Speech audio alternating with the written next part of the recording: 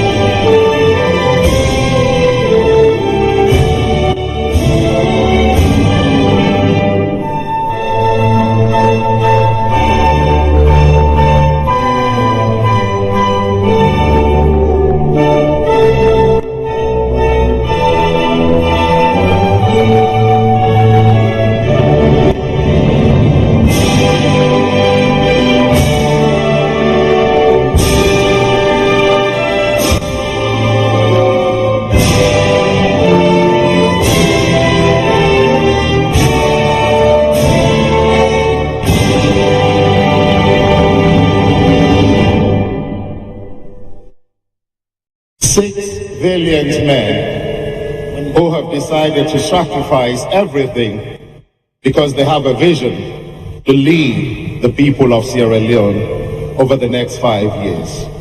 Now is the time to ask you all to talk to the people of Sierra Leone in your opening shots. Tell them why you are the best person deserving of their votes. First candidate in the order in which you balloted, Alhaji Musa Tarawali of the Citizens Democratic Party. You have 1 minute, 30 seconds. Moderator, distinguished guests, listeners and viewers, greet you all. Assalamu alaikum. I want to thank God and the organizers of this great event for establishing a platform which I stand to present my inspiration, my experience, and vision as the formula for our growth. I developed this vision at age 16, that of an experienced and seasoned politician. We have to establish a sincere platform on which we place our people, the center of national development, making them the ultimate beneficiaries of the process. We have to accept the Almighty God as the foundation and driving force. There is no way we can develop Sierra Leone without the inclusion of our people and that of the fear of God. The inclusion of our people will provide them the capacity to be responsible to government. And at this moment, I'd like to say thank you very much. You've had the 1 minute left. Alhaji Musa Tarawali. Let's turn now to Dr. Samura Kamara of the All People's Congress. Thank you, sir. Welcome back to your motherland. Good evening, Sierra Leoneans, family, and good evening. Humble them, I, Samura Kamara, stand before you tonight to let you know that I'm very much ready and determined to lead our nation on a shared journey to prosperity.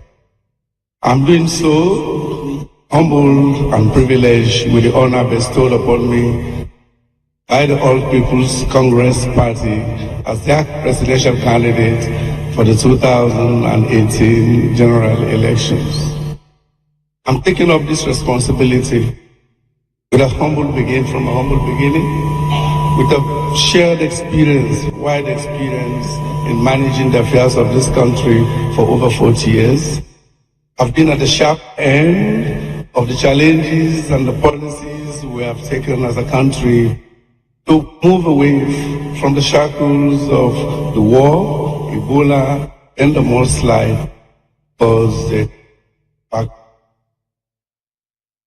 am sure you, by my side, to move Sierra Leone from the solid foundation we have as a party built for the.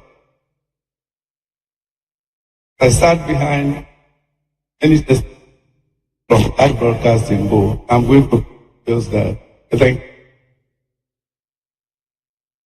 Thank you very much, Dr. Samura Kamara of the All People's Congress. Let's turn now to retired Brigadier Julius Madabio of the Sierra Leone People's Party. Your opening show. Thank you, Mr. Moderator. Today, Sierra Leone is at the crossroad. After 57 years of independence, this great nation is still unequal and undivided, and a divided society. We have not fulfilled the development aspirations of all Sierra Leoneans. So this election is actually about the future of this great nation, the future of our children, and the future of our children's children. What is now abundantly clear is that the 10 years of APC misrule and economic mismanagement has definitely created considerable suffering for the people of this country. From Kamakwie to Pujehu, from Kono to Freetown, and everywhere, people are suffering under the weight of corruption and the mismanagement of the All People's Congress. I have seen it at first hand, from Falaba to Kedima and from Kailan to Potloko. The people want change. The people are tired of the suffering of paying for a bag of rice at 200,000 from only 60,000 in 2007. The people want democratic change to end their suffering. But what type of change do we want for this great nation? What type of change do we want for our children's future? What type of change? Retired Brigadier Julius Madabio of the Sierra Leone People's Party. Let's turn now to Mr. Mohamed Kamarimba Mansare of the Alliance Democratic Party. Fellow Sierra Leoneans, I greet you with humility. Is light end of the tunnel. Definitely light at the end of the tunnel. The 19th of January, I completed nominations with NEC to be a presidential candidate. Officially, my name is going to be changed in 3 weeks from Mohamed Kamarimba Mansare to His Excellency President Mohamed Kamarimba Mansare. I want to assure you, if you're the most fitted person currently here, the person that knows where to take Sierra Leone, the person who knows how to create opportunities for this country, is me. Every Sierra Leone will agree that my fellow colleagues here, they've served this country. Their records, I cannot, as the next 2 hours, they will tell their own records. But I can show you, come March 7th, I'm going to deliver this country with real opportunities and make this country a better country. I want to thank you all.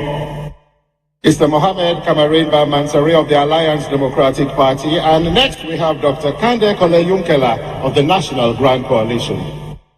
Fellow Sierra Leoneans, I joined politics, be able to create an inclusive, fair, free and just society in which every citizen can unleash their potential.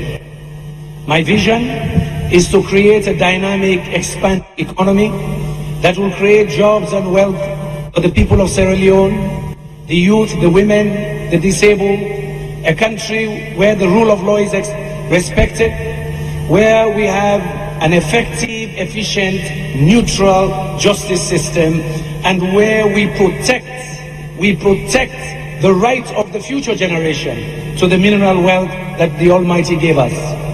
Salon people, atima before una today with the grace of God, for tell una say, I join politics, to can fetch for the common man. But I'm mami where they go sell na market, enable go bet with better money in a house. For that teacher where not they getting salary, for that nurse where they not they pay, that ex-serviceman where they don't suffer for this country, but they not able to live a good life. I come for help una, now that make I come into politics. So I'm very grateful for this opportunity, and I thank and congratulate the organizers for starting a new epoch in our history. Thank you very much. We'll now turn to the final, the sixth presidential contender at the Presidential Debate 2018 here in Sierra Leone. And that is Alhaji Chief Samuel Samsumana of the Coalition for Change. Thank you very much, Mr. Moderator. Moderator, fellow contestants, fellow Sierra Leoneans, I say good evening. It's an opportunity to be here again once more, and I say thanks be to God Almighty to giving me this opportunity. I stand as a symbol of injustice in Sierra Leone, as a patriot who has decided that the scope of work that was given to me once upon a time by the people of this great country, bend and uphold the constitution of this great nation. Haven't done that to my best aptitude. I have decided that no matter what are the consequences, I am ready to fight for the liberation of the nation. Not only the political emancipation of this, but also the economic emancipation. I stand today remembering a young man back there, young man who asked me that he needs education. Stand here today recalling a 5-year-old Dino Fuller who has prostrate because of tumor of test. And I stand here today as evidence of his side, who is saying, what are the benefits that this country owes? What future of great country? And I say, I stand as an identity for the economic emancipation, protector of Alhaji Chief Samuel Samsumana of the Coalition for Change. Thank you very much, gentlemen. We have a well-scripted program, but tonight I have all the power. So I decided to veer off from the script for a moment and give you all what we used to call hot mental. I'll ask you a question or two, but I'll only give you 30 seconds to share your views on these. Today, sad news come on Makeni. What come they say? One woman, a man throw away fuel pada, a light fire pada woman, a bondi woman. And in the way people can do against women, bad thing them, what they call violence, gender-based violence or violence against women. Nothing waking up in our country. So I want to ask Una today, is for 30 seconds, if you are elected president, what concrete steps will you take to end violence against women and girls? Let me start first with Alhaji Musa Tarali of the Citizens Democratic Party. 30 seconds. Thank you, Mr. Moderator. The victim, I support. Politics do not be war. We are aspiring to create the enabling environment for our people. I become president today. I will establish a secured and integrated infrastructure. Alhaji Musa Tarali, thank you very much. Let's turn now to Dr. Samura Kamara of the All People's Congress. Dr. Samura Kamara, if Salon people elect you president, what are the concrete steps that we go take for end violence against women and girls? 30 seconds. To start with, I want everybody to know that I signed up to the International He for She initiative that protects women. I will therefore continue to be an advocate, a strong advocate for that matter, to support the rights of women, to empower them in all aspects of life, economically, politically, and socially, so that they'll be able to stand on their rights. And that's my vision, that's my commitment to the women of Sierra Leone. I turn now to retired Brigadier Julius Madabio of the Sierra Leone People's Party. What you go do for end violence against women and girls? I will therefore accept, say, the women constitute 51% of this population, and they should be equal partners in the process of development. And therefore, we should not abuse them. Domestic abuse of women is very rampant, and therefore we must take stringent actions to make sure that that is stopped, and also to make sure that we empower them to be part of the governance system, the all-inclusive system I have been talking about. Thank you very much. Let's turn now to Mr. Mohamed Kamarin Ba Mansari of the Alliance Democratic Party. Hassan, we were then at this stage right now. I mean, are the only presidential candidate we choose a woman as a running mate. Not to talk. How can I afford doing action? You see, change, now action oriented. When you want empower women, you need for sure action, not to just talk. I get me running mate as a woman, and he will be the next vice president of Sierra Leone. Mr. Mohamed Kamarin Ba Mansari. Let's turn now to Dr. Kande Kole Yunkela of the National Grand Coalition. I first of all want to sympathize with my sister, where they do this heinous act too. But yes, number one, we go get for help for lady man and understand the value of women, and for let we change some of them with traditions where they subjugate women. But number two, get for enforce some of with tough laws. For that kind of action there, I go make sure say the law take in full course, so other people they know say you do an extent, you save trouble go meet you. Alhaji Chief Samuel Samsumana of the Coalition for Change. Thank you very much. The heart go out to the woman and the family for it. And I don't start very strong as an advocate against female violence. When I'm in there as vice president, I make sure, say, under the prerogative of us, any issue related with female violence, whether it's sexual or any other, I not take passive. For this time, I'll make sure I continue to uphold the Constitution, the laws that will protect. Thank you very much. Alhaji Chief Samuel Samsumana of the Coalition for Change. I'll go now to you, Dr. Samura Kamara of the All People's Congress. Now, in Sierra Leone today, sports has a huge potential for our youth. But sports, and football in particular, are dead. How will you revive sport? I must apologize for that, about what's happening to sports in this country. I do believe there's significant room for improvement. I know sports, apart from involving the youth, sports is also an instrument of ensuring that there is peace and unity in every state. Therefore, I will do everything possible to encourage, to bring back sports, clean sport, to schools, starting at the primary level, up to the secondary, and then the tertiary level. I will try to do that because I'm a sportsman myself, and I know the value of encouraging sports among our youth. Thank you very much. Dr. Samura Kamara of the All People's Congress. Retired Brigadier Julius Madabi of the Sierra Leone People's Party. Sorry, the timer is not on. I can't gauge myself. Technical crew, can you sort out the timer, please? Just a minute, sir. It's on.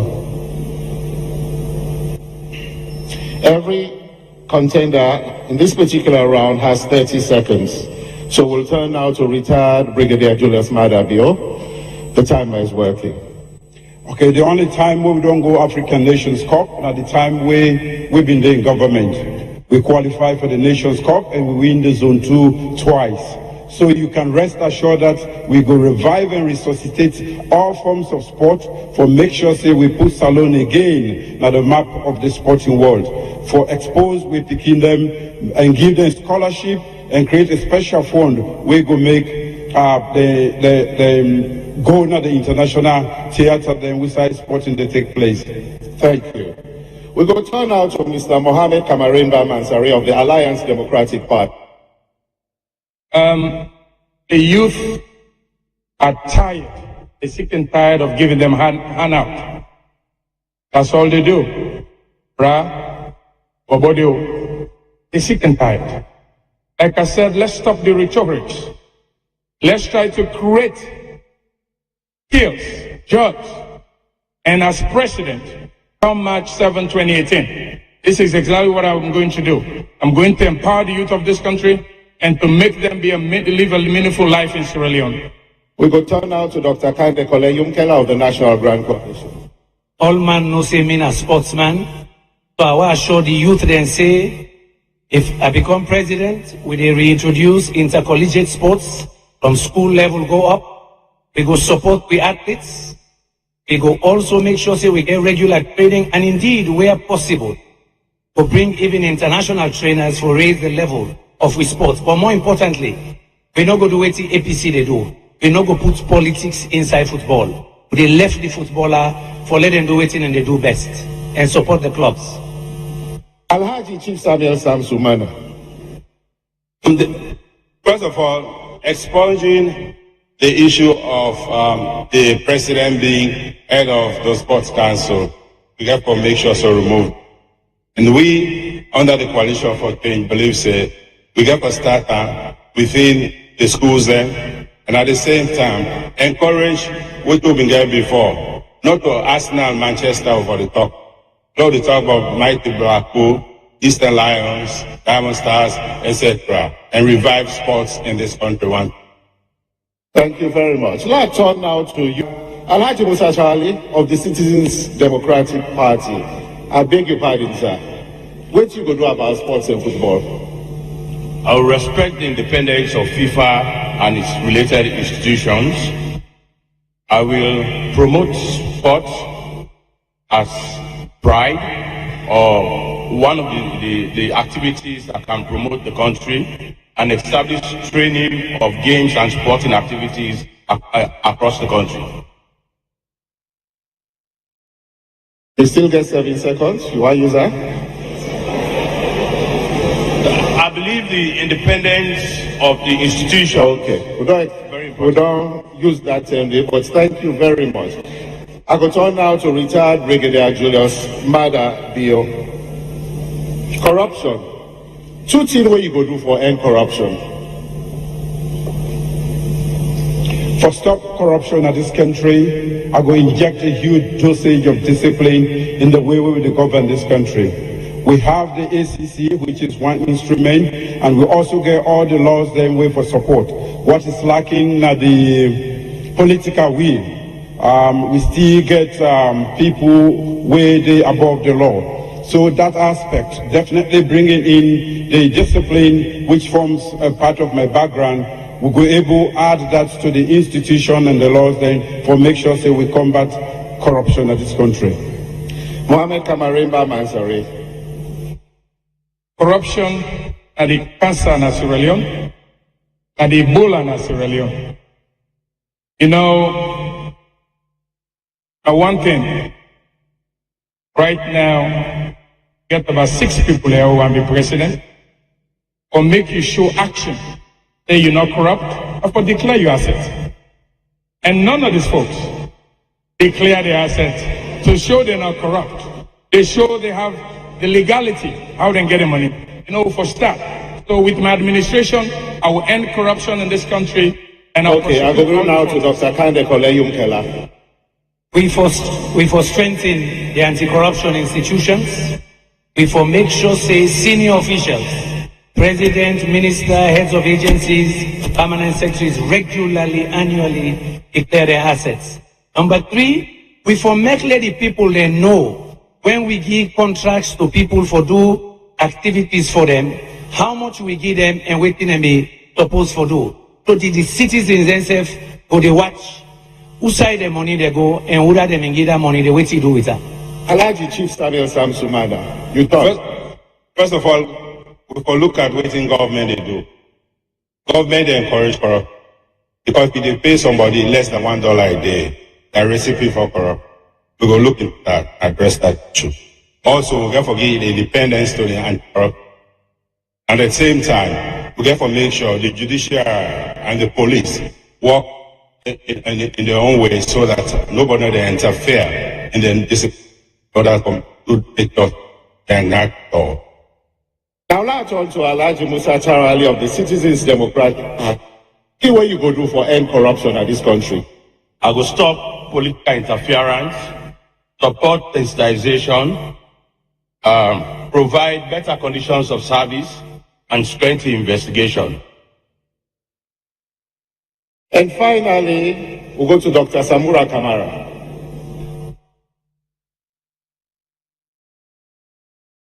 Mic a problem? I think the one in front of you seems to work. Oh. Hello? Okay. Once we sort out the mic, we want to play one short documentary. This is something we got when our teams went around the country ahead of the debate. And this documentary is supposed to show a snapshot of what life is like in Sierra Leone today. But I think we'll hold it there and just check. Yes. Well, I'm afraid we'll have to hold on to the documentary for now, with our apologies to the candidate of the All People's Congress, Dr. Samura Kamara. If you'll kindly take your 30 seconds. Thank you, Hassan. The fight against corruption will be my greatest commitment, the greatest commitment of our administration, mean exactly the negative effects of corruption in our society. We already have an institutional legal framework which we're going to strengthen and make it stronger in the fight against corruption. But certainly also will engage and strengthen civil society engagement in the fight against corruption. Thank you. Now we turn to Mr. Mohammed Kamarimba Mansari. Infrastructure development is a big thing in our country, and important in any country. And we get two projects there right now, with a very big project there, and an important project in the country. One at the Mamama Airport, and the second one at the toll road. What thing are you view on the wire, and how you go approach them if you become president? Thank you, Hassan. I don't make my point clear. I'm the only presidential candidate a week when they go inaugurate me as president, and they stop the toll road. Nobody know they pay 1 cent. That toll road, APC toll road, and we cut them off. The second infrastructure department where they talk on Mama Airport, now Flux, Lunge Airport, will not even use them the way we want to. So thank you very much. We go now to Dr. Kande Kole-Yumkela. I think we have a problem with the microphone. Okay. I think it's... If we can just start the time again, please. 30 seconds. Can you roll it back? Thank you. The method where they use for do the toll road wrong. We not get a tolling policy in the country. It wrong for let people then begin pay for toll road where the road not done yet. And also the road completely overpriced. Me believe say that price then at 3 times what it for be. The Mamama will get for consider them very carefully, because the country get too much debt. And for add more debt will cause burden for the people there. And that's not do longer right now. Alhaji Chief Samuel Samsumana. Mamama, yes, but indeed we'll get priorities. We'll not get running water all over the country. Get Lungo Airport. Why we'll get for force about Mamama at this time? But we'll get some. Looking at the toll road, I know say nobody know pay us rent, and also not completed. So we believe say if that road been there without no hindrance, why a toll road will cost like $336 million at the end of the 27 years. Now we turn now to Alhaji Musa Charali. Toll road and Mamama Airport. 30 seconds. I would prefer for expand Lunge International Airport and make a commercial city in Lunge. Build a port there than the Mamama Airport. on the toll road, na alternative road for me toll. Become president, I will renegotiate it. But they pay the people them for complete time, we pay them and they complete it. We will go now to Dr. Samura Kamara. Thank you. I think the problem we get from my colleagues is to play politics with a development that will transform this country. Both the toll road and the Mama Airport are two major projects that will create opportunities for economic empowerment, that will create serious jobs for our people and move the country further forward so that Sierra Leone will better stand the test of times. Retired Brigadier Julius Madabio. Thank you.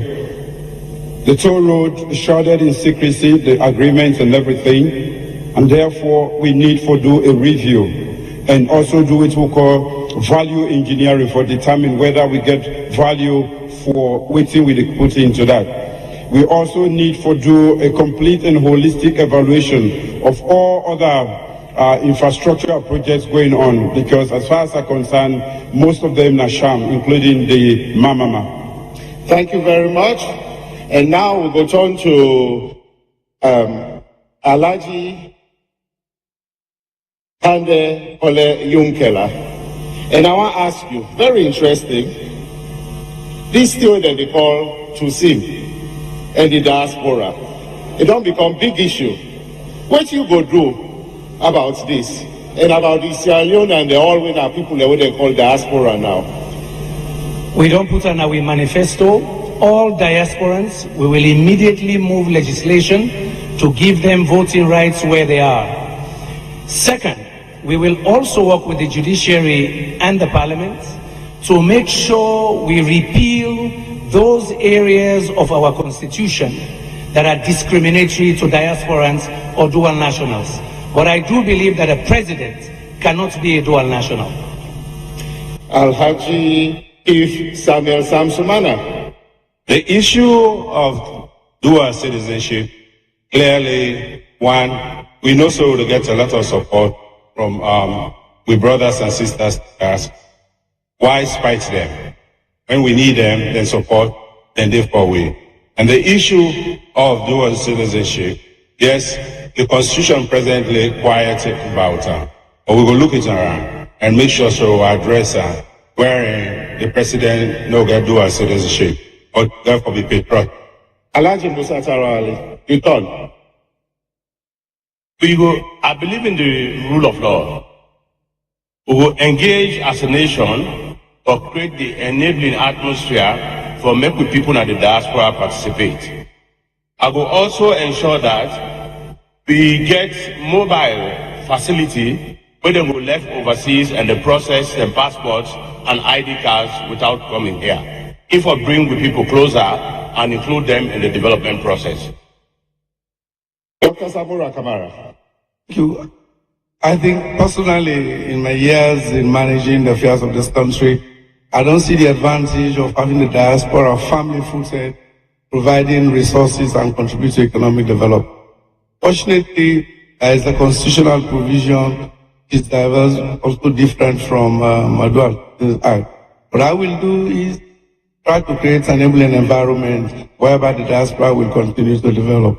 Certainly, we look at the constitutional provision and provide a more enabling environment. Retired Brigadier Julius Madabio.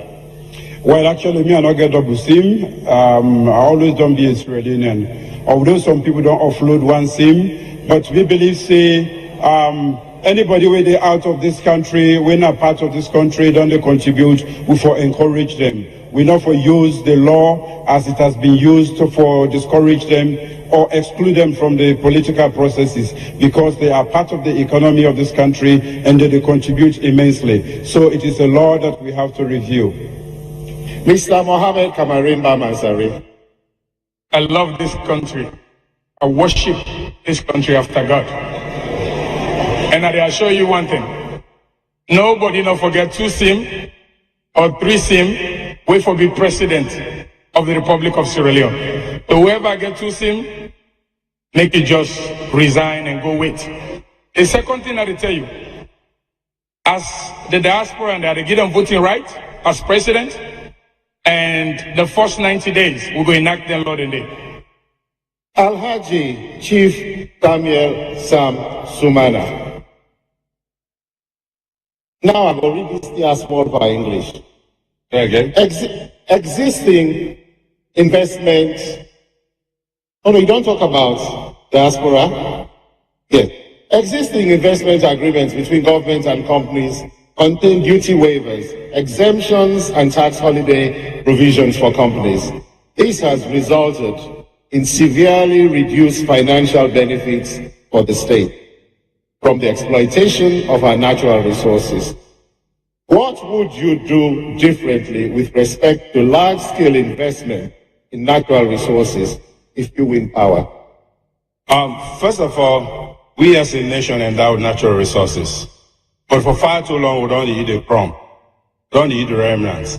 This time around, we have to make sure, under this coalition for change, that the beneficiation also stays in Sierra Leone. No more for we go to the 3%, but more to it. And also, we will enforce, then come there, for do added value to them product, and so that we create jobs for youth and this country. So we'll turn now to Dr. Samura Kamara of the All People's Congress. I think two things. The first one is, what do you do to attract quality investment? And secondly, how do you ensure that this investment is to the benefit of the country? Certainly, there are built in our tax regime. Possible that we have an onerous tax regime. Secondly, and more importantly, we ourselves as a nation must be quite prepared to discuss with investors so that we have a profitable investment environment. Thank you very much. Now we turn now to retired Brigadier General Padabio. Well, definitely we don't benefit from the vast natural resources we'll get, because we not only make proper arrangement for we own share as a country, and for make sure say the communities that we suddenly pull then minerals they are, then self also get. So we get for make sure say we put farm laws in place. We go make sure say the communities in this country at large get waiting they forget from every activity we involve minerals. Mr. Mohamed Kamarimba Mansur. You know, it hurts me when we talk about taxes. All the mining companies then combined, the revenue, the tax that they pay to government, all of them is less than waiting Airtel, Orange, they pay. It's sickening, unacceptable. As president, we not go get a Sierra Leone for the selected few, but now for every Sierra Leone made them benefit from we resources. Now we go now to you, Dr. Akande Kole-Yunkela. A report come out which should say in 2011 and 2012, this economy lost 240 million just in duty waivers and also all kinds of incentives. This was more than what we spent on both education and healthcare. When I come in, we'll review those tax holidays. Second, we will make sure the areas where these resources are, they benefit more than the 0.1% that is given to them. Okay, we'll go to the next round now. And I think before we go to this, we'll go just that quick one, Alhaji Musa Tari. Sorry. This happened because we not get scientific records on the value of natural resources. I go do geospatial survey, get scientific records, we go strengthen we as a government for negotiate from a position of strength. Secondly, I go audit the stock, the operations and sales of the existing mining companies, or make we identify defaulters and get back waiting we don't lose as a nation. Thank you very much. I don't get all mine. Have you don't get yourself, sir? Yes. Yeah, just check say another miss you. Okay. So we go to the next round now, and before that, one play one short clip where they show a snapshot of life in Sierra Leone today.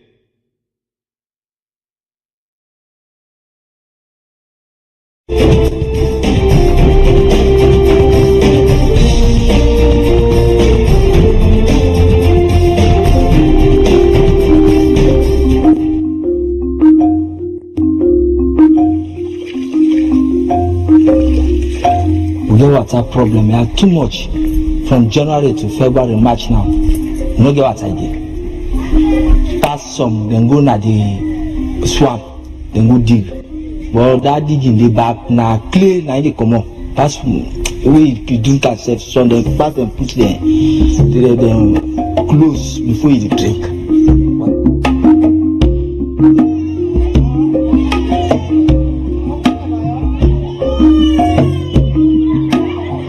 For maybe there is go to any hospital, then they treat me, then they ask me for anything. Then they ask me for anything, and then they give me the kind medicine where the complaint where I go with, then they give me the exact medicine, then they give me the treatment according to the complaint. And I really tell God thank you for the nurses there. Anytime you go, you meet nurses, they're accurate and active on duty.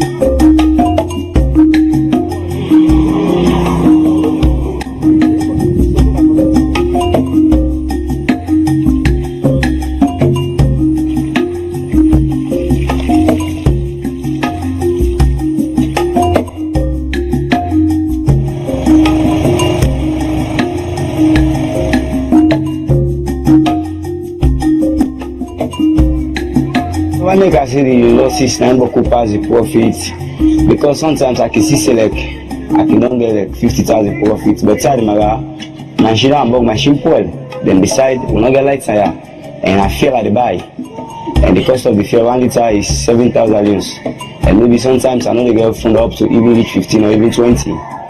You see, so now make I say well the losses pass the profit.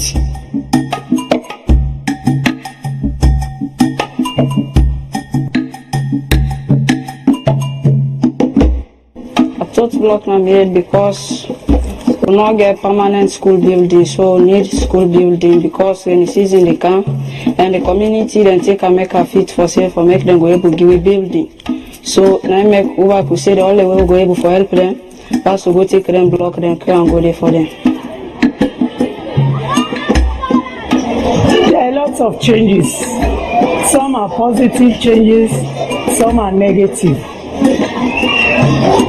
The positive changes, there are some learning, there are some improvements in learning, really. But the negative changes, the teaching, the supplies of teaching and learning materials has dropped. Because since I started teaching, in the school that I was teaching, children will have at least 3 to a reader, but now we are supplied at 1 reader to a class, and we the teachers take the constraints to write on the blackboard. You don't want to get sleepy. I can feedback from it because you don't match on now. 10 on me they do for them. They're supposed to do for me now, but 10 on me they do for them because of passing.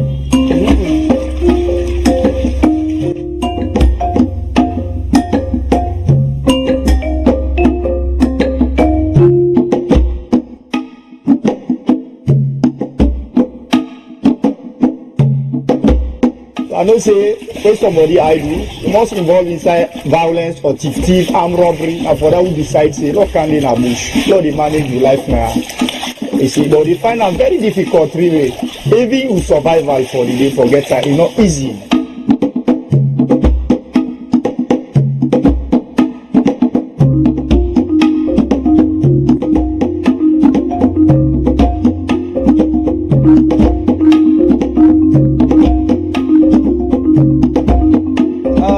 Bike rider, my brother, not the life for the road, a fine, a nice, a smooth, you know, get gallop, and they enjoy.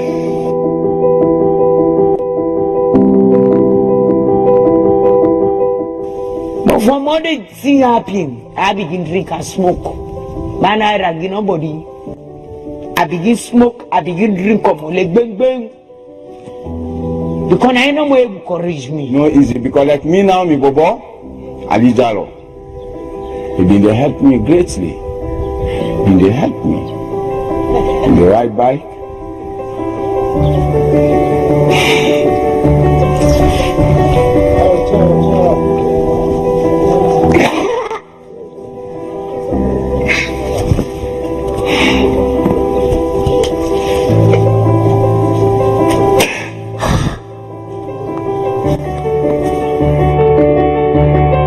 plead to them for say they are let them make up dam na 91 peace village. They suffer. And if you look Kile, better we the polio them. If you can't look at polio, they suffer. Forget what's on 91. It's painful. One, I want that shift system to be completely abolished. Then secondly, that we should have enough teaching and learning materials. You see these children, when they have the materials, when they see things, they remember.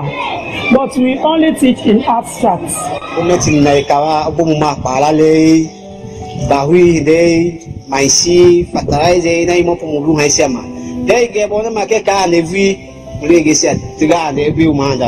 I appeal to whosoever get for can as a president after the election. I appeal to them for making them continue for improve on the free health care more and more, so that the system not go die down, neither it will fade away. It will continue for their on and on. And I try for keep money for develop, but my share amount. So pass that money in farmer. So me, if you like, say I will extend this business. This not go be bad. I will extend this business, and this business, if like they are, I will turn out as concrete. I will put even still do much by God the power. So I like to want this community. They appeal to any government where they can empower for making food support for the road needed. Because the road, if you get the road in the country, find a road in the country, I hope so we not get traffic.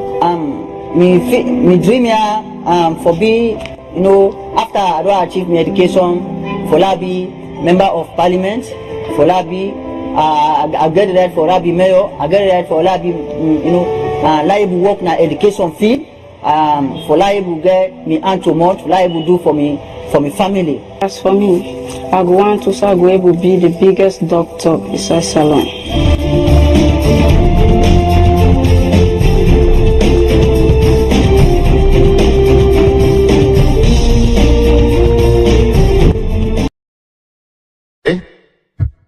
That was a snapshot of life in Sierra Leone today, and it illustrates the most important resource that our country has and the challenges they face.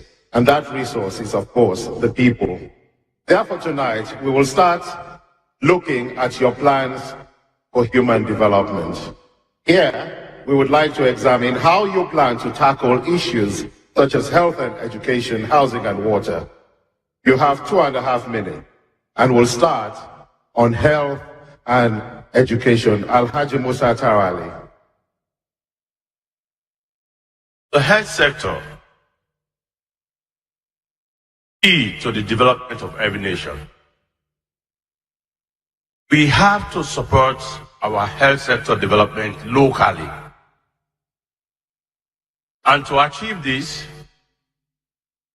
I will change the road funds to health funds, so that every cent derived from the pumping price will support the health sector. I will also bring the EPA under health and sanitation too. Sanitation is a big enterprise. The EPA is making millions of dollars. We have to ensure that the health sector supported locally, move away from the donor-driven approach as beggars to sustainable development. I will also make sure that we encourage investment in the health sector for produce medicines locally, and also for establish an internationally certified training facility for nurses, doctors, and engineers. The world demands a lot of health practitioners. We have the human resource to capacitate. It's a whole investment on its own and a big enterprise. My government will encourage investors to train nurses, doctors, engineers, and open for them the windows to have international jobs with the monies where we go get for support the health sector, we go also improve on the working conditions, the wages, salary, and accommodation. The nurses, doctors don't prove to be heroes in this country. So therefore, much attention is needed. I think if we support the health sector locally, every other support we will get from bilateral relationships can be additional. So Alhaji Musa Sali, I noticed I asked about health and education, but you're not talking anything about education. That's not important. The time don't go, but is that not too important? No, the education is very important. And what I will do to promote education is to encourage faith-based educational system, wherein religious organizations will invest in the educational system. All right. So for you, you go make religious organization and take over the education system. As in the West, Harvard University, that the Catholic still owner. In UK, you have a lot of institutions where now thank you very much, sir. Since you don't exhaust the time, we'll go turn now to Dr. Samura Kamara of the All People's Congress. Health and education, your vision. Hassan, these are testimonies that we actually encountered during our campaign tour with my running mates and our colleagues who accompanied us. In many parts of the country, especially in the Sabo Islands, we see the difficulties of water, the difficulties of even communication networks, the difficulties of children deprived of educational institutions. We saw how really even transport facilities were very, very bad in those places. I will tell you, there and then, we started providing support for these people. I feel sorry for them because these are part of the deprived communities, marginalized communities. And I promise them that in our administration, we'll make sure that we bring these people at the center stage. Hence, we have our manifesto for the grassroots. On education, I was reminded by Mr. Abdullahi Fofana of Yagoi village, who informed us that he had a 3-room school where in the morning he will have a primary school and in the afternoon transform it into a secondary school. That is unforgivable, and I think it rings the bell that we must go back to the drawing board and try to improve the livelihoods of these people. Water. In my village, where my father comes from, we're not carrying to water.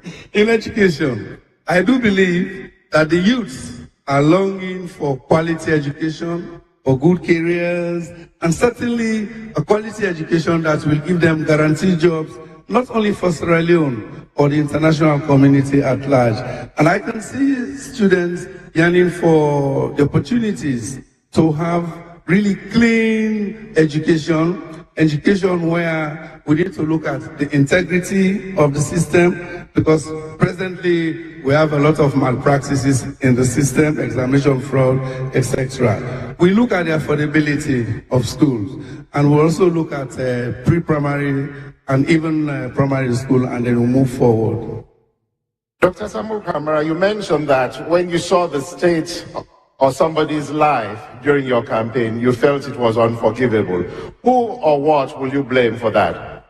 Well, I blame governments, because governments have a social responsibility to provide for the people. I do that. And that's why going forward, I have to be honest enough to say this will be a topmost priority. And that's why we are factored in our agenda, in our manifesto. We call it the Grassroots Manifesto, which is looking at this human development aspect. Thank you very much. Let's turn now to retired Brigadier Julius Madabio. Your vision for improving health and education in Sierra Leone. I will start with education. Education, good for personal development and also national development. The human capital, we the people in this country, are the most important resource we'll get. Sometimes when you ask a Sierra Leonean, they begin count diamond, gold. They're not even sabi waiting a gold, what's in a diamond. but me believe say the human beings, then we, the people, constitute the most important asset to this country. But for me to be useful to our country and contribute meaningfully, we need to get education, quality education, give skills and the knowledge we go make we free for move around the world, become competitive and also become productive in this modern world. Therefore, the flagship program of the new manifesto, the People's Manifesto, now free education for all kids from primary school to secondary school. A lot of people, they drop out of school because they don't get money for pay the little that they need for pay. Me, don't say I go pay, as a government, we go pay for all kids in primary school, public primary school and secondary school. Sometimes they say it's very expensive, but I always tell people, they say, for spend by the human being, for me, not expensive. If you want, try ignorance. Ignorance is more expensive than education. Health, you cannot develop without a healthy population.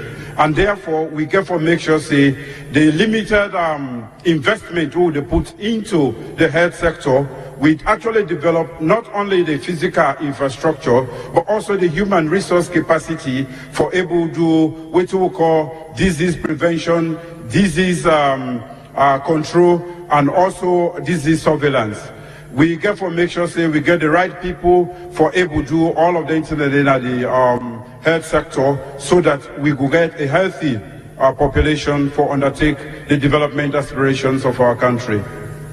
Can you flesh out a little bit on what you mean by free education? Does that mean people will not pay fees and anything else? The free education where they talk about includes they cover pupils from class 1 till and down secondary school. Of course, we take the SS4 because now a waste of time where the APC bring.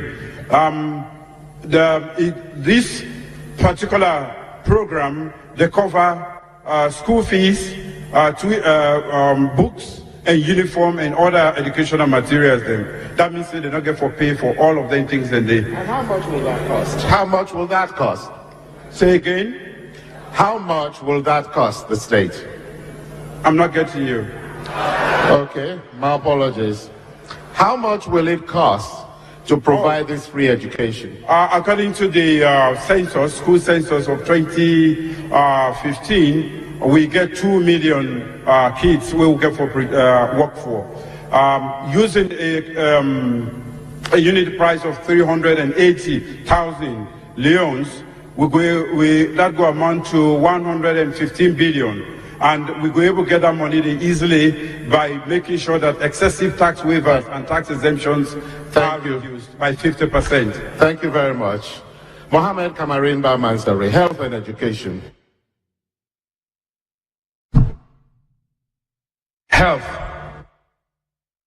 You know, our country, our health system is now what the Sierra Leonean deserve. Who people them, they don't deserve waiting it again now, wait and sick. I've been there 10 days there. I've been Tegbema, one village that they were go, na Bundumu. I meet Okada, one woman sick. A man Olam, the Okada, the Olam for Kerangona hospital. I get for stop. I say, hey, wait here for this woman. They said the woman they die. Ambulance no day. Nothing no day for take this woman na hospital. He hurt me. This of 57 years go get independent. Up to now, we they play cook with the people of this country their life. Enough. My administration, I don't talk so will not even get hospitals in this country. Now a cake clinic they will get.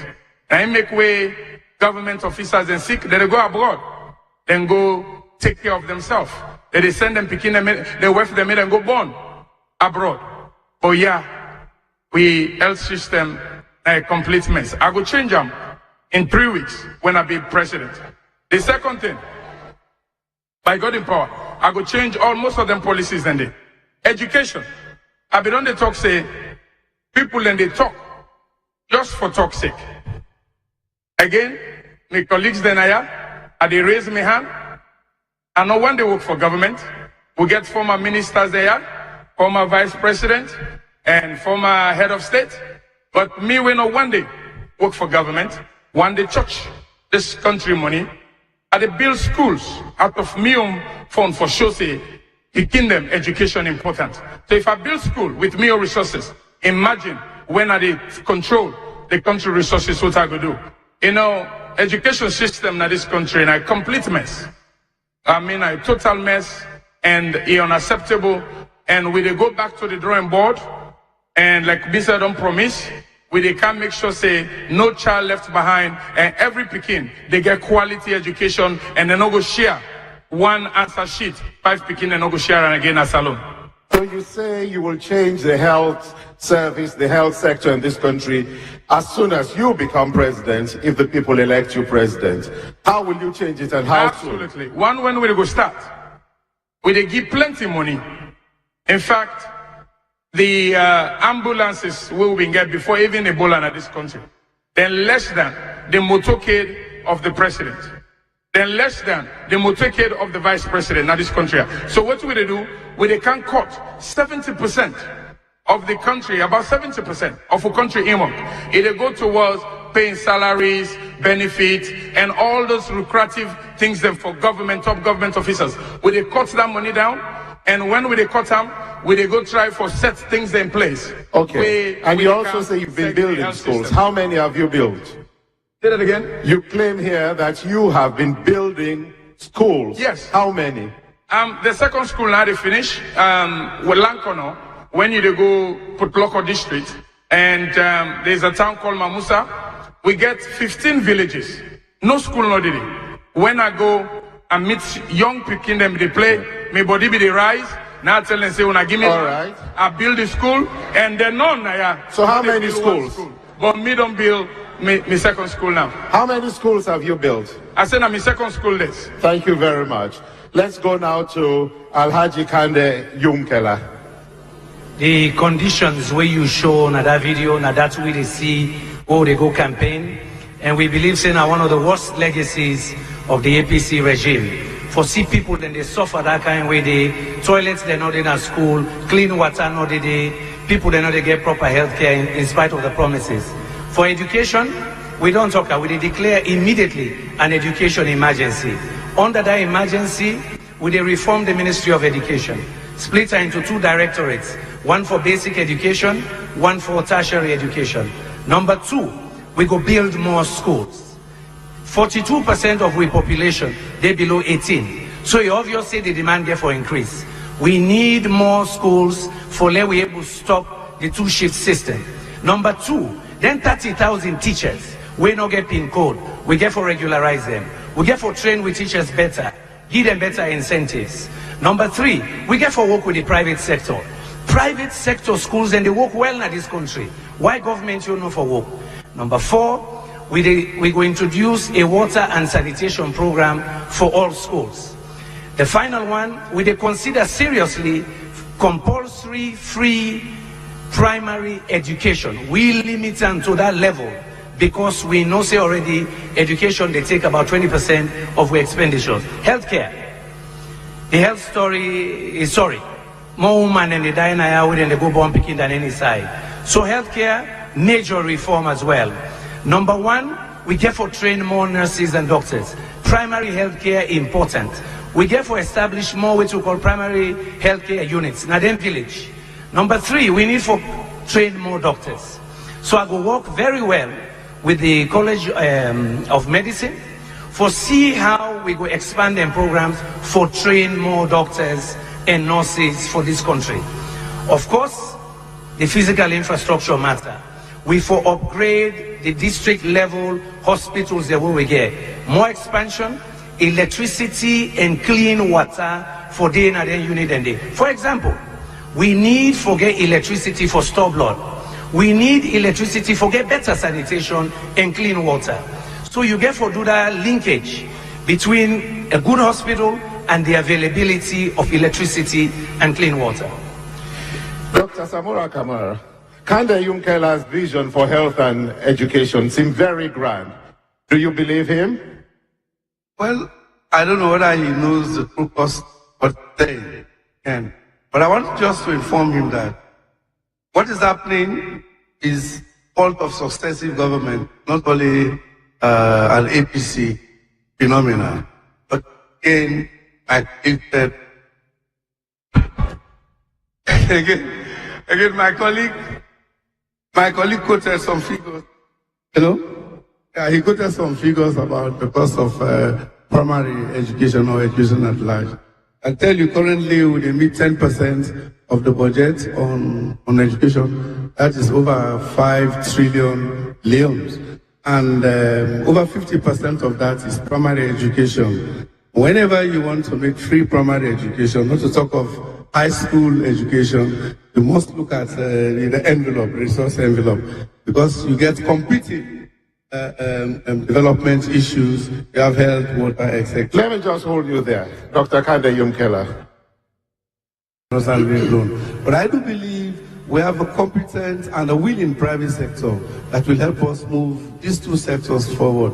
But I will tell you over and above that, I as president, I am moved by the spirit of these people and the resilience that they have to withstand these current challenges until there is time for us to improve. Thank you very much, Dr. Samura Kamara. Alhaji Musa Charali, is there anything you've picked from what Dr. Samura Kamara has just said? You see, Mr. Moderator, the major problem in this country is the political will. Housing and water are big enterprises. Government for take off the burden from in. The people don't tire with theories. The people want to see tangible development. The dam we have today was made for 300,000 people. The city gave past 1 million people. I took the Deputy Minister of Water Resources to Morocco. He saw the dam there. Now they move away from the donor-driven approach as beggars to sustainable development. I will also make sure that we encourage investment in the health sector for produce medicines locally and also for establish an internationally certified training facility for nurses, doctors, and engineers. The world demands a lot of health practitioners. We have the human resource to capacitate. It's a whole investment on its own and a big enterprise. My government will encourage investors to train nurses, doctors, engineers, and open for them the windows to have international jobs. With the monies where we will get for support the health sector, we will also improve on the working conditions, the wages, salary, and accommodation. The nurses, doctors don't prove to be heroes in this country. So therefore, much attention is needed. I think if we support the health sector locally, every other support we will get from bilateral relationships can be additional. So Alhaji Musa Charali, I noticed I asked about health and education, but you're not talking anything about education. That's not important. The time don't go, but is that not too important? No, the education is very important. And what I will do to promote education is to encourage faith-based educational system, wherein religious organizations will invest in the educational system. All right. So for you, you can make religious organization and take over the education system. As in the West, Harvard University, that the Catholic is the owner. In UK, you have a lot of institutions when thank you very much, sir. Since you don't exhaust the time, we will turn now to Dr. Samura Kamara of the All People's Congress.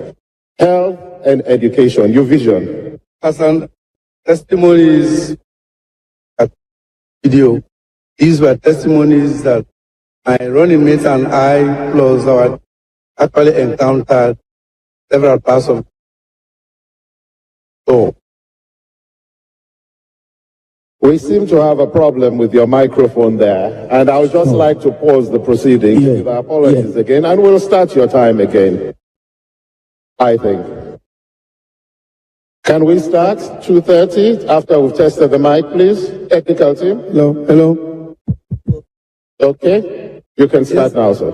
As I was saying, Hassan, these are testimonies that we actually encountered during our campaign tour with my running mates and our colleagues who accompanied us.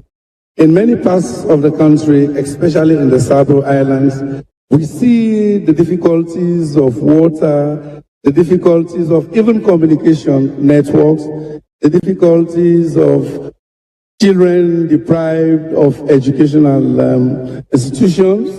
We saw how really even transport facilities were very, very bad in those places. I will tell you, there and then, we started providing support for these people. I feel sorry for them because these are part of the deprived communities, marginalized communities.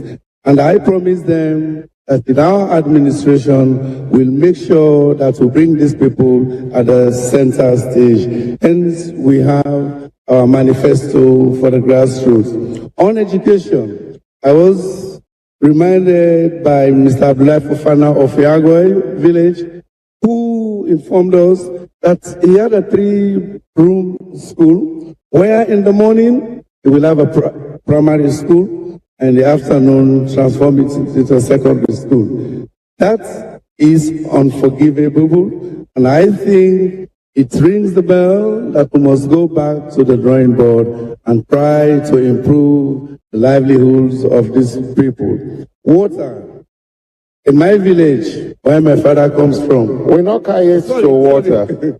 In education, I do believe that the youths are longing for quality education, for good careers, and certainly a quality education that will give them guaranteed jobs, not only for Sierra Leone, or the international community at large.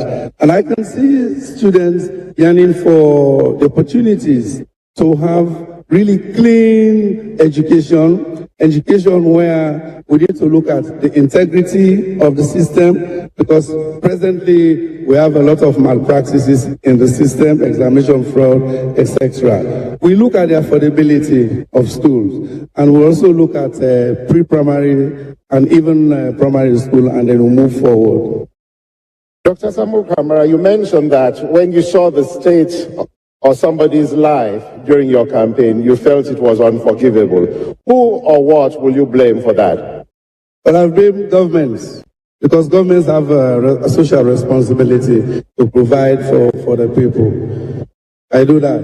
And that's why going forward, I have to be honest enough to say this will be a topmost priority. And that's why we are factored in our agenda, in our manifesto. We call it the Grassroots Manifesto, which is looking at this human development aspect. Thank you very much. Let's turn now to retired Brigadier Julius Madabio. Your vision for improving health and education in Sierra Leone. I will start with education. Education, good for personal development and also national development. The human capital, we the people in this country, are the most important resource we'll get. Sometimes when you ask a Sierra Leonean, they begin count diamond, gold. They don't even sabi waiting a gold, waiting a diamond. But we believe, say, the human beings, then we, the people, constitute the most important asset to this country. But for make we be useful to our country and contribute meaningfully, we need to get education, quality education, give skills and the knowledge we go make we free for move around the world, become competitive, and also become productive in this modern world. Therefore, the flagship program of the new manifesto, the People's Manifesto, now free education for all kids from primary school to secondary school. A lot of people, they drop out of school because they don't get money for pay the little that they need for pay. Me, don't say to say, I go pay, as a government, we go pay for all kids in primary school, public primary school and secondary school. The sometimes they say it's very expensive, but I always tell people, they say, for spend on the human being, for me, not expensive. If you want, try ignorance. Ignorance is more expensive than education. Health, you cannot develop without a healthy population. And therefore, we therefore make sure, say, the limited investment we would put into the health sector, we actually develop not only the physical infrastructure, but also the human resource capacity for able to do what we call disease prevention, disease control, and also disease surveillance. We therefore make sure, say, we get the right people for able to do all of the internet in the health sector, so that we could get a healthy population for undertake the development aspirations of our country. Can you flesh out a little bit on what you mean by free education? Does that mean people will not pay fees and anything else? The free education where they talk about includes they cover pupils from class 1 till and down secondary school. Of course, we take the SS4 because now a waste of time where the APC bring. This particular program, they cover school fees, books and uniform and other educational materials. Then that means they do not get for pay for all of them things. And how much will that cost? How much will that cost? Say again. How much will that cost the state? I'm not getting you. Okay, my apologies. How much will it cost to provide this free education? According to the census, school census of 2015, we get 2 million kids we will get for work for. Using a unit price of 380,000 leons, that go amount to 115 billion. And we go able to get that money easily by making sure that excessive tax waivers and tax exemptions are reduced by 50%. Thank you very much. Mohammed Kamarin Bamansari, Health and Education. Health. You know, our country, our health system is now what the Sierra Leoneans deserve. We people them and don't deserve waiting it again now, wait and sick. I've been there 10 days there. I've been Tegbema, one village they were go na Bundubu. I meet Okada, one woman sick. A man Olam, the Okada, the Olam for Kerangona Hospital. I get for stop. I say, hey, wait here for this woman. They said the woman they died. Ambulance no day. Nothing no day for take this woman na hospital. He hurt me. This of 57 years go get independent. Up to now, we they play cook with the people of this country their life.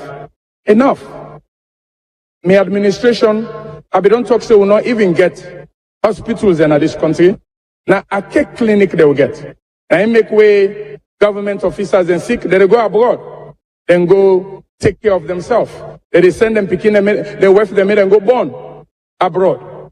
Oh yeah, we health system a complete mess. I go change them in 3 weeks when I be president. The second thing, by God in power, I go change most of them policies and they. Education. I be on the talk say, people and they talk just for talk's sake. Again, my colleagues then they raise my hand. I know when they work for government, we get former ministers there, former vice president, and former head of state. But me, we know one day work for government, one day church, this country money, I they build schools out of me own fund for sure say, picking them education important. So if I build school with me own resources, imagine when I they control the country resources, what I go do. You know, education system in this country, in a complete mess. I mean, a total mess and unacceptable. And we they go back to the drawing board and like Mr. don't promise, we can make sure say no child left behind and every Pekin, they get quality education and they no go share one answer sheet, 5 Pekin and no go share and again as alone. So you say you will change the health service, the health sector in this country as soon as you become president, if the people elect you president. How will you change it and how Absolutely. One, when we go start, we dey give plenty money. In fact, the ambulances we will get before even Ebola in this country, then less than the motorcade of the president, then less than the motorcade of the vice president in this country. So what will they do? They can cut 70% of the country, about 70% of a country income. It go towards paying salaries, benefits, and all those lucrative things then for government, top government officers. Will they cut that money down? And when will they cut them? Will they go try for set things in place? Okay. And you also say you've been building schools. How many have you built? Say that again. You claim here that you have been building schools. Yes. How many? The second school now they finish, with Lankono, when you go put local district, and there's a town called Mamusa. We get 15 villages. No school, no did. When I go and meet young people, them they play, my body be they rise. Now I tell them, say, when I give me right. I build the school, and then none. So how many schools? But me don't build my second school now. How many schools have you built? I said I'm in second school this. Thank you very much. Let's go now to Alhaji Kande Yumkela. The conditions where you show na that video, na that way they see where they go campaign, and we believe say na one of the worst legacies of the APC regime. For see people then they suffer that kind of way. The toilets they're not in a school, clean water not they people they not they get proper health care in spite of the promises. For education, we don't talk. We declare immediately an education emergency. Under that emergency, we reform the Ministry of Education, split her into two directorates, one for basic education, one for tertiary education. Number two, we go build more schools. 42% of our population, they're below 18. So you obviously the demand there for increase. We need more schools for let we able to stop the two-shift system. Number two, then 30,000 teachers. We not get PIN code. We get for regularize them. We get for train with teachers better, give them better incentives. Number three, we get for work with the private sector. Private sector schools, and they work well in this country. Why government you know for work? Number four, we go introduce a water and sanitation program for all schools.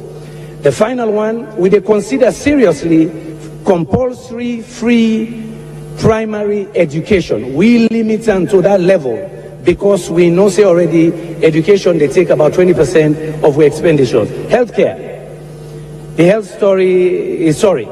More women than they die in a than they go born picking than any side. So healthcare, major reform as well. Number one, we get for train more nurses and doctors. Primary healthcare important. We get for establish more what we call primary healthcare units. Now then village. Number three, we need for train more doctors.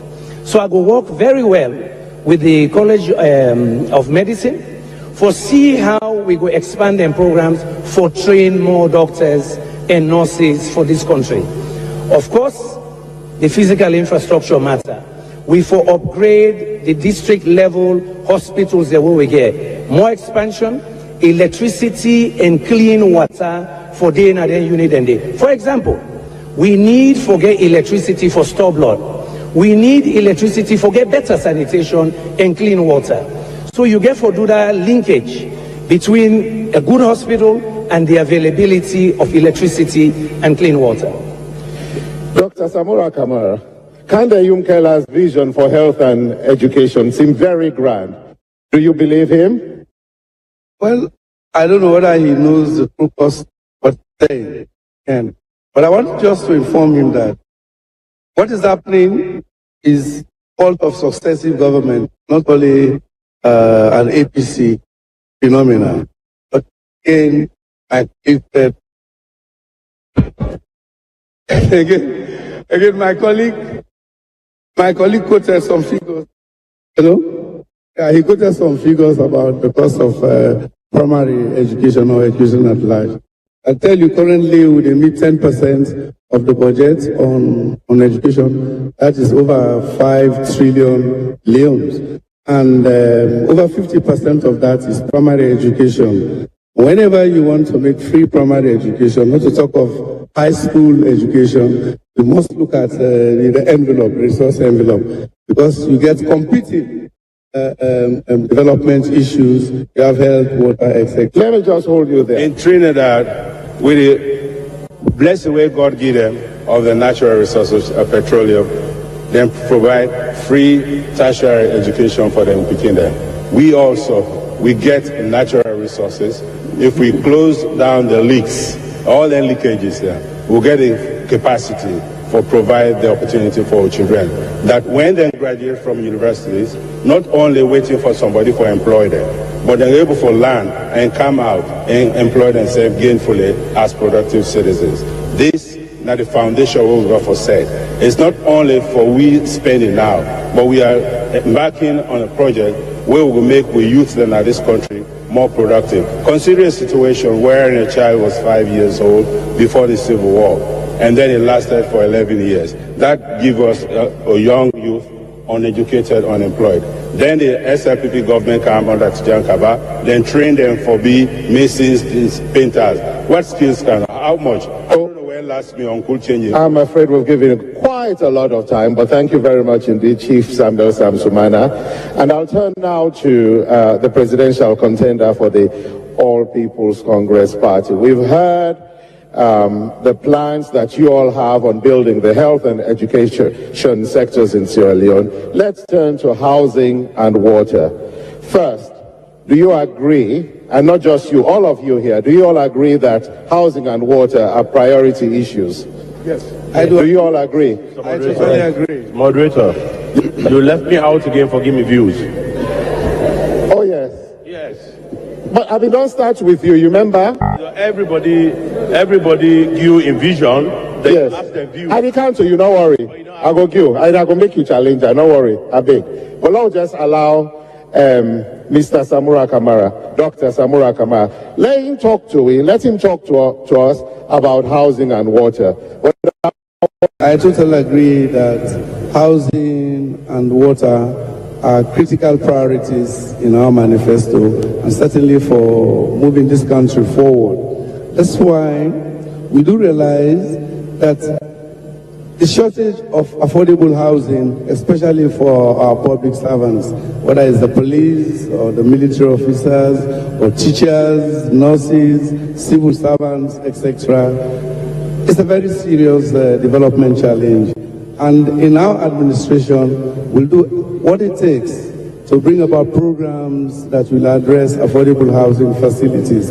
And certainly the biggest challenge is slum dwellers, where because of environmental reasons, they're really struggling. So we'll try to look at a policy where you can economically and gainfully resettle and relocate these communities to better housing facilities. We've already seen what has happened during the mudslide.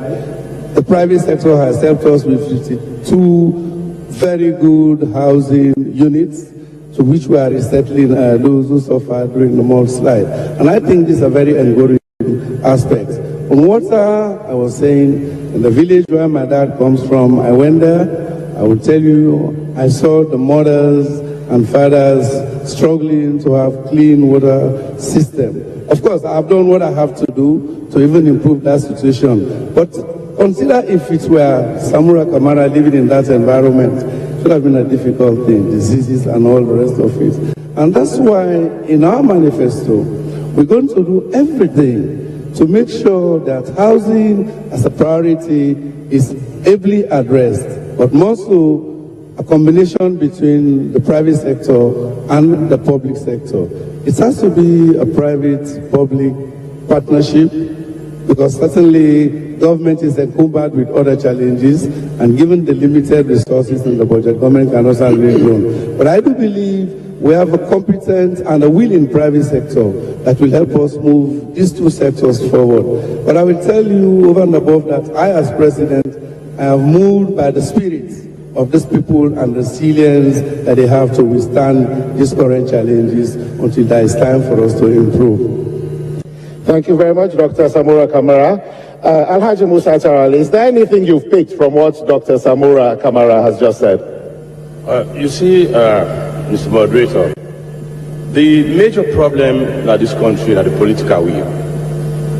Housing and water are big enterprises. Government for take off the burden from in. The people don't tire with theories. The people want to see tangible development. The dam we have today was made for 300,000 people. The city get past 1 million people. I took the Deputy Minister of Water Resources to Morocco. He saw the dam there, in a desert area. Give out the responsibility out to the private sector.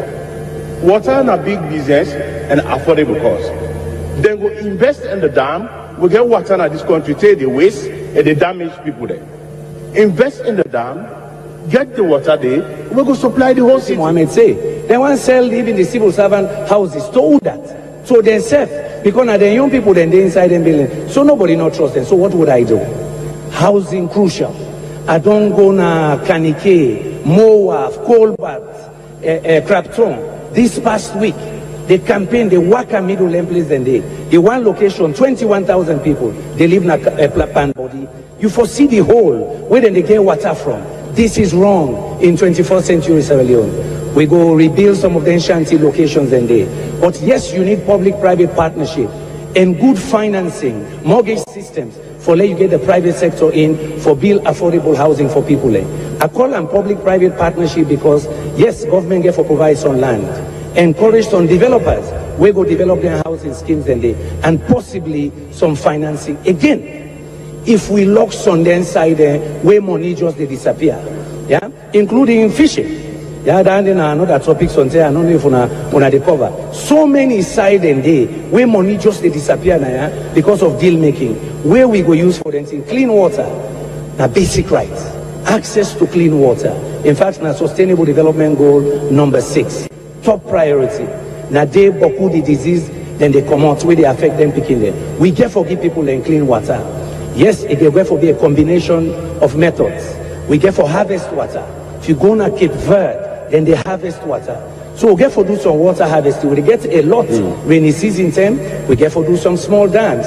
And also, of course, major infrastructure for able pump and pipe to locations. In addition, more boreholes. We get a lot of mountains. We can use gravity. So water harvesting is crucial. Building the infrastructure to take it to the households is going to be crucial. But even for that, you're going to need public-private partnerships to get it through. But it's a basic right. But one of the main problems, even the Guma Valley Dam, the biggest of the dams in Sierra Leone, in terms of the cities, has is that people don't like to pay for water. And you are going to build these dams, you're going to bring these boreholes, and you'll have people who don't want to pay for them. Yeah, we start with the rich. We start with the rich in the rich neighborhoods. We'll give them meters. I was in government when we tried that. Unfortunately, the policy was not very good. I can tell you that in my neighborhood, we would happily pay for clean water. And we should do that. Those who are wealthy should pay for clean water. We pay in Europe. We pay in America. And I have spoken to a lot of middle class, upper class people here. They just want the service. We charge those who are wealthy to pay, we subsidize the poor and make it free for most of them. But the schools need clean water in particular. Alert from reminders. It's very possible Afro that Glamour to next events, planning an event in a budget. few weeks' time will be the new president of Sierra Leone. Is there anything there that you might be able to pick in the case that you became president? Or are there things there that are totally unachievable? I think the difference between men. Hello? Hassan, I think the difference between men and Padidea is that I have a unique experience in managing these issues in a developing country. Me, I don't stay here for long since the war until now. Some, they don't go overseas. They run away, and now they come. So they don't have the experience. They can, it's not papi, go to papi talk, also show talk. You cannot just come and give the impression that these are simple challenges that we just address overnight. No. So that if you look even at some of the manifestos they've written, it's all promises, intention without substance. We all know that yes, water and affordable housing are a critical problem. But you don't want to simplify it the way then they make it, like I say, you can tomorrow, you go get but Samurai, you know for complicates and either, and I will not able to trust you. No, I'm coming. I'm not being interfere. The work and this, the problem. Dr. Kande, Dr. Yumikela, I'm not being interfere or interrupt, so you be the talk. I just tell you, say, I, Samura Kamara, I get a unique experience over and above what you get. Okay. Manage the economy. We'll hold it there because Chief Sam Sumana needs to now tell us what he will do about water and housing in Sierra Leone and where he will start. Thank you very much. Please, can we have some quiet? And would like to encourage the candidates to also try as much as possible to speak in English because we have a wide audience here from various countries in the world. Not all of them speak Creole.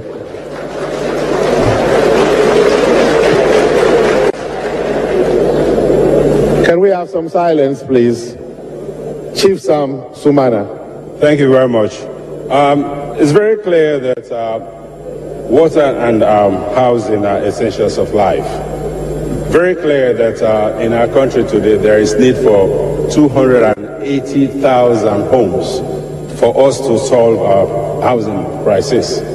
Looking at the condition of our people living in shanties or makeshift homes, with lack of proper regulations and building, and at the same time with poor planning of housing that has affected the status quo of fine cities or towns in the country as a whole. We will look into it and make sure that we engage each other to be able to build houses that are affordable, with use of our local material, and also at the same time put in a system, a mortgage system, that we can be able to utilize the financial institutions that can support the various schemes that we put in place at various tiers, at high-end, medium, and low-scale housing. In the area of water, it is very unfortunate that what we're faced with today in Freetown and the other parts of the country, that we still have a water reticulation system that is still pre-colonial, and that we in Freetown need to improve on that. As a government, a responsible government, we have to provide water for the people of this country, because we look at industrial water supply, domestic, and at the same time, can you imagine, there's only one fire hydrant in this country. Whenever there's a fire disaster in Freetown, there's always a colossal damage because we don't have fire hydrants around, and also with lack of water. These are very important, and we believe that under the Coalition for Change, that in order to harness water, here in Freetown alone, we have about 19 catchment areas, 3 of which are bigger than the present Guma Valley. So we have to look at it, not even to go and look at the high tech of it, but utilize what we have now as a God-given right. So I believe that in order to do this, we also need to include the private sector, both to improve on the housing problems that we have, and at the same time for water reticulation, so that we can have pure drinking water and avoid waterborne diseases at the same time. You've spoken about the water situation in Freetown, and you are a son of the Connaught district. How can you describe the state of water and housing in Connaught? I did my best as vice president. I wrote letters to De Grimont asking the French government to support us. There are 43 De Grimont points that were existing before in this country. Today, none is functional. When we look at it, for my case in of Connaught, not only that the water point was destroyed, but also at the same time, the present mining activities with lack of proper environmental impact, it has reduced the water aquifer for the people of Edo City precisely. And you see, with all of this deep shaft mining or kimberlitic mining, it has affected the water level table in Connaught. So there is no water supply, and which I endeavored then as vice president through the Kuwaiti government, but was frustrated by this regime not to help me have water reticulation in. Yes, just for the study of $450,000, which was to be provided by the Kuwaiti government, or store for what I don't know. So when we look at other parts of the country, because here I stand representing Sierra Leone, not Kono alone, and we look at the areas in Pujong, look at what they were supposed to have with the effort of the Degrimon, still not available. Okay, and I just want to pick up again on something else you said. You said in terms of housing, we will make use of local materials. What sort of local materials? We are very blessed to have clay in this country. Very affordable. For my part of the world, in Kono, from the mining areas, when you talk about hydroform, you don't have to pay for it. With the use of clay, you can be able to build decent homes. Take the example from Rwanda, the type of homes they have. We can be able to build those homes for less by use of local material. Look at the skin they are using in other parts of the world, like Philippines, in their roofing system. We can also use the bamboo that we can build. If we continue to use these skills, employ the technology that are available in other parts of the world, then we will be able to harness that opportunity and provide affordable homes for the people of this country. Thank you very much. Let's turn now to Alhaji Musa Tarawali. You had a thing or two to say about housing. You had a thing or two to say about water when you were challenging Dr. Samura Kamara. What will you do differently to change the state of water and housing in Sierra Leone? My brother, government is poor. Government does not have money. Promises cannot solve the problem of the people. Theories cannot solve the problem of the people. I will encourage investment. That is how Dubai was built. That is how UK was built. That is how America is built. We have to encourage investors to invest in enterprises, create jobs for our people, pay tax, and empower our people to purchase the facilities. It's a two-track approach. We encourage investors and we empower our people, invest in our people to afford the services. You still have more than a minute and a half if you'd like to continue. I think I've mastered it. There is no way. Please, can you allow him to speak? There is no way we can play magic. We don't have money. We have to invite credible investors to participate, create jobs for our people, pay tax, and support our people to afford the services. They deserve quality health service. They deserve clean pipe-borne water. They deserve decent living conditions.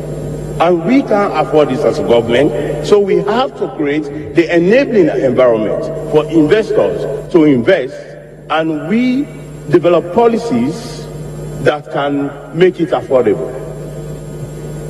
You have 50 seconds, but since you've stopped, I'll ask you a question on that.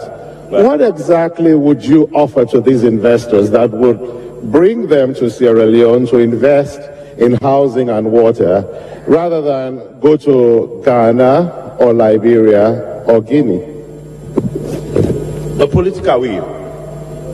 The political will must create the enabling environment by cutting the red tapes, no protocols, review the laws, give the facility that is required for them to believe this is home for them and invest. Thank you very much indeed, Alhaji Musa Tarali. We've had quite a bit of time talking here, and I think it's time we give you all a little break so that maybe you can stretch a little bit and you can have a sip of water or two. Thank you very much, gentlemen, and thank you to the audience and to everybody listening and watching. I hand you over to Hassan Haruni. Thank you very much, John, and thank you very much, ladies and gentlemen. It's been a long evening, but we know that the road ahead is even longer, because one of these gentlemen here tonight will be leading us in the next 5 years.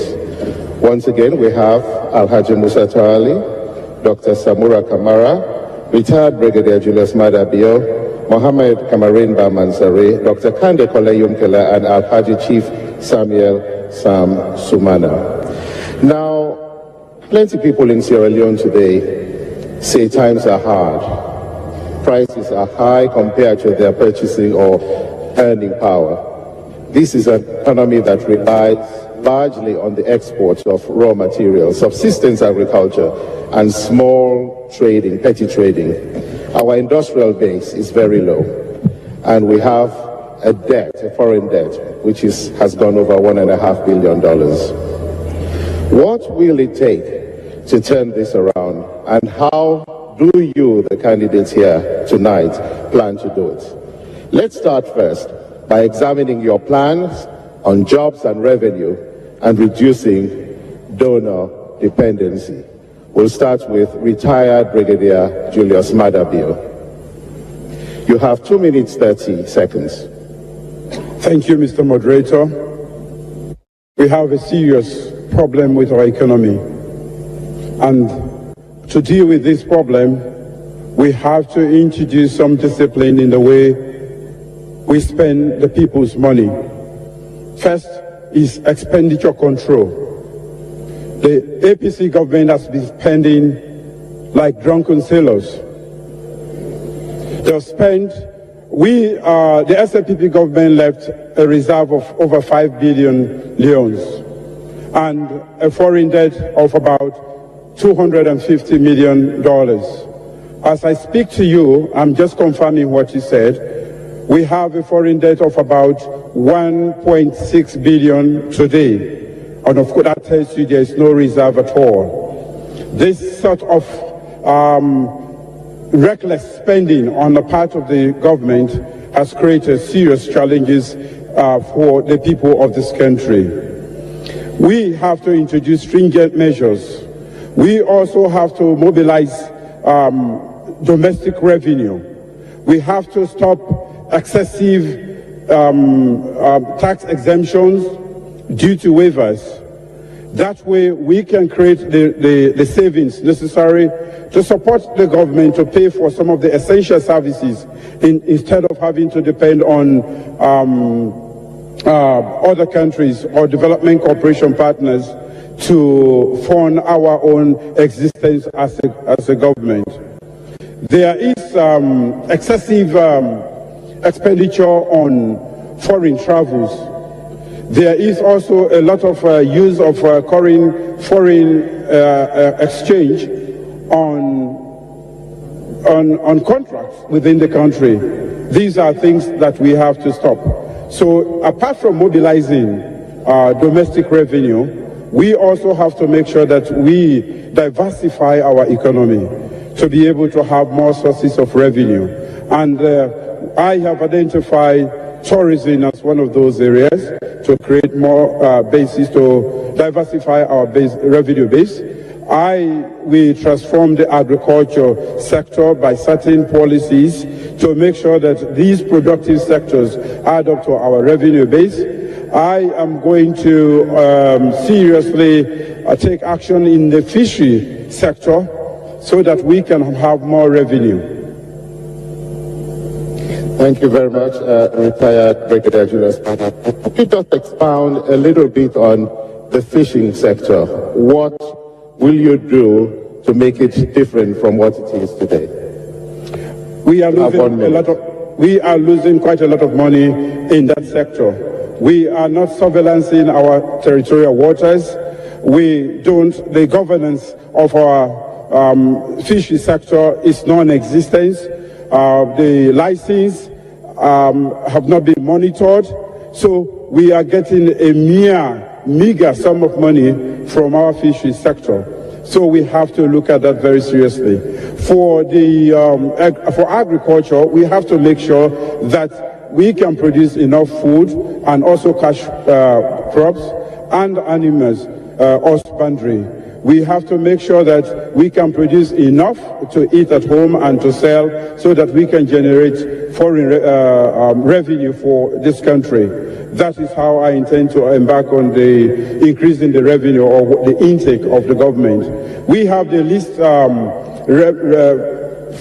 domestic revenue mobilization effort in the whole of Africa. While Liberia is doing 18% of GDP and Guinea 17% of GDP, we are doing a mere 11.1% of GDP. Thank you very much. We'll turn now to Mr. Mohamed Kamarimba Mansari, turning the economy around. Your plans on jobs and revenue, reducing donor dependence. Thank you, Hassan. You know, Sierra Leone is a consuming country. We don't produce. For goodness sake, the toothpaste to brush our teeth, we are importing a toothpick in this country and toothpaste. We don't produce anything. And I was just thinking, since I started my campaign, I've always speak the local language, which is the Creole. And tonight, most of them, the voters, the average voters, they really want to comprehend what I'm talking to them about. And so I'm going to continue a little bit with my Creole accent. The economy.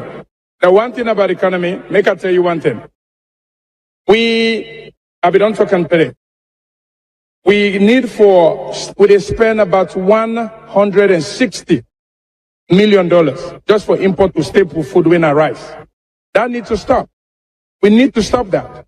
You come into tourism, for goodness sake. Look at Gambia.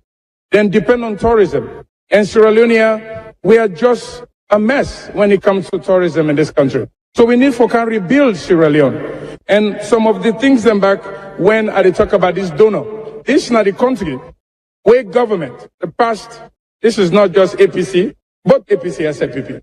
When they give more money, you go bigger, then give more money, then they cry, oh my God, the party woke. Now look, they don't go give more money. It's shameful. They know they think about how for go talk about trade, all then they think about how for bigger, for get more money. And like I said, the reckless spending of this government must stop. And with my government, I will make sure that I put in place responsible financial dealings that will benefit the average Sierra Leoneans. We need even this tax credit, where the waivers, where you see all over now, big companies, mining, road companies, they get just for benefits because they don't bribe some of them government officials, all that needs to stop. And with my government, I will be very much tight about the economy, and we go back and drop the US dollar to where it's supposed to be. But for now, it's almost 1 million leons to $100. So, Mr. Mansari, when you talk about these, when you mention responsible measures that you will bring, can you elaborate a little bit? Absolutely. One of the responsible measures is you cannot put a thief to take care of your money. So we need to hire, we forget people and we now sober-minded people, and when are corrupt-free, they record the show, where they put into place. Because what it mean, money we mean for 30,000 people, now in one minister they take, it build big all the mansions them. So we need to put the right people where go able to govern this country. So one of them key in leadership, now the right people are around you. So that's now how my government will be responsible. Thank you very much. We'll turn now to Dr. Kande Yunkela. Thank you very much. One of the worst legacies of APC is ranker economics. This is the only country where you have them building roads instead of building schools, and these roads are 3 to 4 times more expensive than international benchmarks. So to get this economy back moving forward, we need to stabilize the economy. Meaning what? Control expenditures. Watch procurement. Number 3, make sure that we manage inflation well. Currently 17.8%. People are suffering. Manage your exchange rates. and also lower interest rates and stop crowding out the private sector. We need to diversify the economy, creating new productive sectors, agribusiness supply chains. Some of these mining companies can also invest backwards to create supply chains for basic food stuff to their employees. We also need to look at tourism and also create a more viable digital economy with a lot of the youth that we have in the country. Fisheries, over 50%. There's a report that shows that over 50% of the trawlers are illegal trawlers. We are losing over $60 to $100 million just from bad management of the fishery sector. You know that I helped to build here a fisheries training school. The vision was for value addition onshore. That is not taking place. Also, to make sure that we meet the phytosanitary standards to be able to export directly to Europe. We still have to solve that problem. So if you look at the economy, if you stabilize the economy, you manage to invest in diversification, you need a vibrant and strong private sector to create jobs and wealth. So we will have special programs to work with the private sector. I'll set up a very solid economic management team. You already know that I have Samuel Itam with me. And that team will include some of the ex-governors, some of the managing directors of the private commercial banks and business people to work together on public-private partnership initiatives to stimulate this economy, create wealth, and create jobs. Dr. Yunkela, can you explain that you did mention stabilizing the economy? What are these measures that you will put in place to do so? Number one, expenditure controls. Our payroll is bloated. There's an estimate that when this government took over in 2006, we had 30 to 40,000 people on payroll. Now that's over 80,000. Some of those are ghost workers. BO mentioned some of the expensive traveling. And one of the biggest ones is procurement. And of course, the duty waivers and incentives that I mentioned before. 2011 alone, over 240 million just lost by duty waivers and all kinds of incentives given to entities that did not need it. You've got to plug that. You've got to manage also your exchange rate reserves, you've got to manage inflation and also interest rates. That's stabilization package.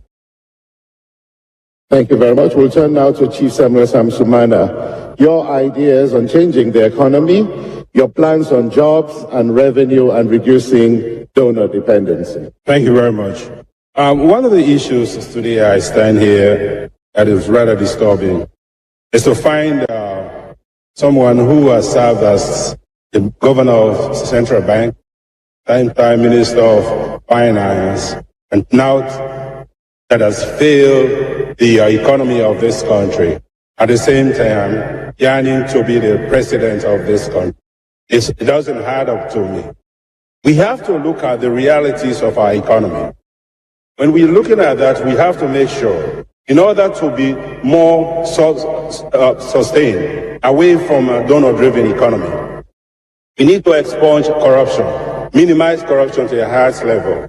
We need to make sure that the leakages that are ongoing within the system are addressed. We need to make sure that there's added value to our natural resources or agricultural products. And when we look at all of this, the operationability of it, being the growth sector of the economy, being the marine resources, the mines or mineral resources, the agriculture, and the tourism. These are the growth sectors of the economy that we need to enhance and build the capacity that will bring us the revenue to help us stay away from a donor-driven economy. And so, though, under the Coalition for Change, in order to enhance that, we will put in place the operation of Sierra Leone Feed Yourself, Operation Feed Town. And that will also look into the agricultural sector, because our economy has been more of agro-based economy, looking back to the late 60s and 70s. We have to look at that. We have to make sure also that within the operations of added value, we under the Coalition for Change will make sure that we have one district, one factory, so that we can be able to add value to our natural resources and agricultural products. This will create employment, this will bring the tax revenue, and then will help us stay away